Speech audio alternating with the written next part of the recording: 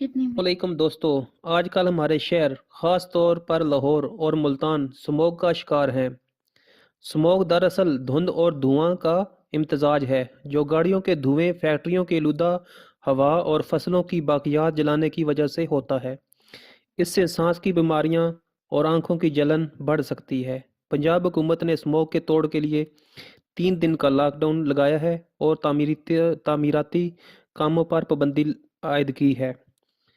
हमें चाहिए कि हम अपना किरदार अदा करें, जैसे कि मास्क पहनें, ज़्यादा गाड़ियाँ चलाने से गुरेज करें, दरख्त लगाएं और अपने शहर को साफ रखें। ये मसला सिर्फ हुकूमत का नहीं बल्कि हम सब का है।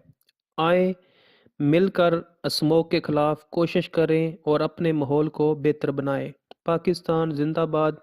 अगर आपको हमारी इस वीडियो अच्छी लगे तो लाजमी हमारे चैनल को सब्सक्राइब करें और इस वीडियो को लाइक